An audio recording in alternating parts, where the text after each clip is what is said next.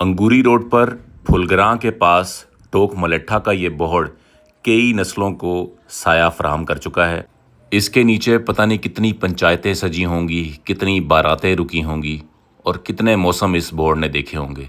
आज हम बात कर रहे हैं इसकी मुअल्लक जड़ों के बारे में, और ये जड़ें हवा में लटकी रहती हैं और यही इसकी खुराक और इसके साथ नमी को लेके इसको खुराक फराहम करती हैं, और जब ये जड़ें ज़मीन में पहुंच जाती हैं तो ये एक नया दरख्त बना देती हैं। आप बरगद की इन लटकी हुई जड़ों से नया पौधा भी तैयार कर सकते हैं। करना सिर्फ ये होगा कि किसी गमले में या किसी थैले में मिट्टी डालकर उसमें ये जड़ें लपेट दें और कुछ महीनों बाद आप नया पौधा ले जाएं।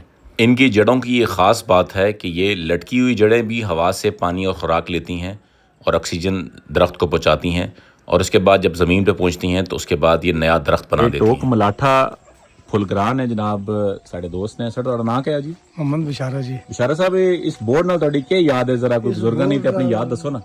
सर ये बहुत पुरानी बोर्ड है जनाब, वो ये साढ़े इलाके की खूबसूरती है। जी।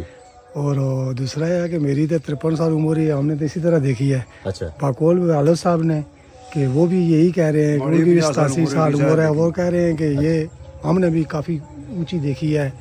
इसी लगता है इसी से यही है कि ये तकरीबन 130-40 के गेड़ में होगा। अच्छा माशाल्लाह। इसने जनाब अपनी और ਇਹ ਜੜਾ ਵੀ ਕੱਢ ਲਈਆਂ ਤੇ ਸਮਝ ਲਓ ਇਹ ਜਿਹੜਾ ਜਿਸ ਵਕਤ ਤੇ ਜੜਾ ਥੱਲੇ ਆ ਕੇ ਨਵੀਆਂ ਲੱਗ ਜਾਂਦੀਆਂ ਨੇ ਤੇ ਬੂਟਾ ਜਿਹੜਾ ਨਾ ਇਹ ਨਵਾਂ ਤਿਆਰ ਹੋ ਗਿਆ, ਤੇ ਇਹ ਸਮਝ ਲਓ ਇਹਦੀ ਉਮਰ ਵੱਧ ਗਈ ਹੈ ਵੀ, ਤੇ ਉਸ ਸਾਈਡ ਤੇ ਵੀ ਇਸ ਤਰ੍ਹਾਂ ਹੀ ਹੈ। ਤੇ ਆਪਣੇ ਇਰਦ ਗਿਰਦ ਜਿਹੜੇ ਬੋਰਡ ਨੇ ਬੂਟੇ ਨੇ ਜਾਂ ਪੀਪਲ ਦੇ ਐਸੇ ਪੁਰਾਣੇ ਬੂਟੇ ਨੇ, ਉਹਨਾਂ ਦੀ ਜ਼ਰਾ ਕਦਰ ਕਰੋ, ਉਹਨਾਂ ਦੀ ਸੰਭਾਲੋ, ताकि ख्याल रखो। इन्होंने अगर ज़्यादा जड़ा वधिया ने डंडे वधे ने तो उन्होंने ट्रिमिंग करके ताकि ये वापस इन्हों की देखभाल होए, क्योंकि तराश फराश करते रहोगे तो ये बूटे जोड़े ने सलामत रहेंगे।